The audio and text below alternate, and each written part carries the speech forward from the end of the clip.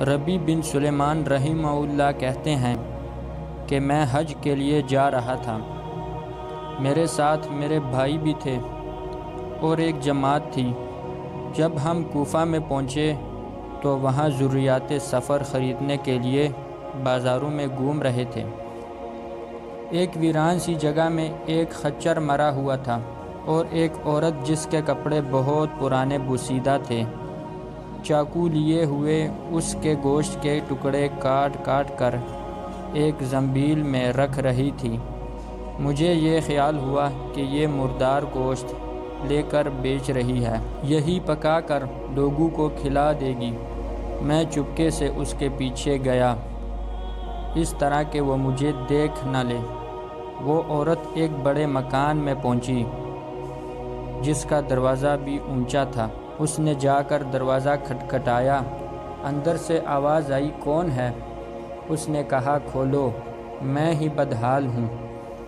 دروازہ کھولا گیا اور اس میں سے 4 لڑکیاں آئیں جن کے چہرہ سے بدحالی اور مصیبت کے آثار ظاہر ہو رہے تھے۔ وہ عورت اندر آ گئی اور وہ زنبیل ان لڑکیوں کے سامنے رکھ دی۔ میں نے دیکھا اندر سے گھر بالکل برباد خالی تھا۔ اس عورت نے روتے ہوئے لڑکیوں کو آواز دی کہ لو، اس کو پکا لو اور اللہ کا شکر ادا کرو۔ اللہ تعالیٰ کا اپنے بندوں پر اختیار ہے، اسی کے قبضہ میں لوگوں کے قلوب ہیں۔ وہ لڑکیاں اس کو کاٹ کاٹ کر آگ پر بھوننے لگیں۔ میں نے باہر سے آواز دی، اے اللہ کی بندی، اللہ کے واسطے اس کو نہ کھا۔ وہ کہنے لگی، تو کون ہے؟ میں نے کہا، میں ایک پردیسی آدمی ہوں۔ اے پردیسی، تو ہم سے کیا چاہتا ہے؟ ہم خود ہی مقدر کے قیدی ہیں۔ 3 سال سے ہمارا نہ کوئی معین نہ مددگار، تو ہم سے کیا چاہتا ہے؟ میں نے کہا، مجوسیوں کے ایک فرقہ کے سوا مردار کا کھانا کسی مذہب میں جائز نہیں۔ وہ کہنے لگی، ہم خاندان نبوت کے شریف سید ہیں۔ ان لڑکیوں کا باپ بڑا شریف تھا، وہ اپنے ہی جیسوں سے ان کا نکاح کرنا چاہتا تھا۔ اس کی نوبت نہ آئی۔ ہمیں معلوم ہے کہ مردار کھانا جائز نہیں، لیکن مجبوری میں جائز ہو جاتا ہے۔ ہمارا 4 دن کا فاقہ ہے۔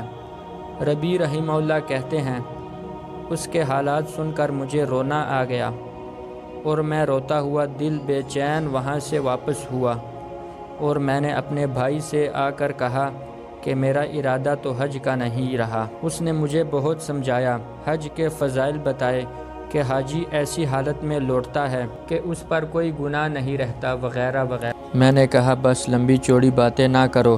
یہ کہہ کر میں نے اپنے کپڑے اور احرام کی چادریں اور جو سامان میرے ساتھ تھا وہ سب لیا، اور نقد 600 درہم تھے وہ لیے، اور ان میں سے 100 درہم کا آٹا خریدا اور 100 درہم کا کپڑا خریدا، اور باقی درہم جو بچے وہ آٹے میں چھپا کر اس بڑھیا کے گھر پہنچا، اور یہ سب سامان اور آٹا وغیرہ اس کو دے دیا۔ اس عورت نے اللہ کا شکر ادا کیا اور کہنے لگی، اے ابن سلیمان، جا، اللہ تیرے اگلے پچھلے سب گناہ معاف کرے اور تجھے حج کا ثواب عطا کرے، اور اپنی جنت میں تجھے جگہ عطا فرمائے، اور ایسا بدل عطا فرمائے جو تجھے بھی ظاہر ہو جائے۔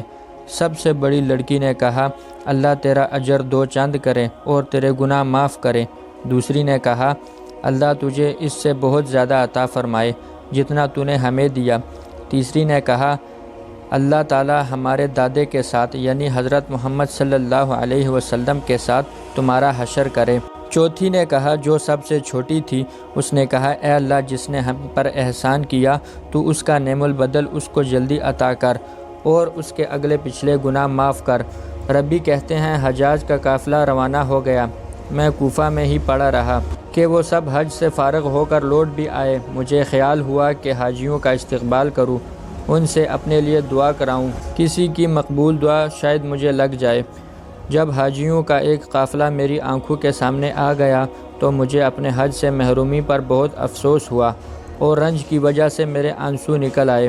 جب میں ان سے ملا تو میں نے کہا، اللہ تمہارا حج قبول کرے اور تمہارے اخراجات کا بدل عطا فرمائے۔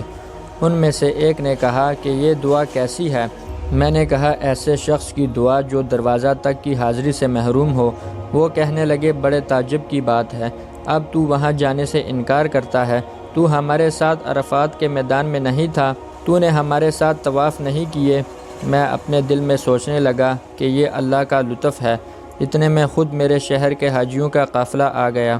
میں نے کہا، حق تعالیٰ تمہاری سعی مشکور فرمائے، تمہارا حج قبول فرمائے۔ وہ بھی یہی کہنے لگے کہ تو ہمارے ساتھ عرفات پر نہیں تھا، اب انکار کرتا ہے۔ ان میں سے ایک شخص آگے بڑھا اور کہنے لگا کہ بھائی، اب انکار کیوں کرتے ہو؟ کیا بات ہے؟ آخر تم ہمارے ساتھ مکہ میں نہیں تھے یا مدینہ میں نہیں تھے جب ہم قبر اطہر کی زیارت کر کے باب جبریل سے باہر کو آ رہے تھے؟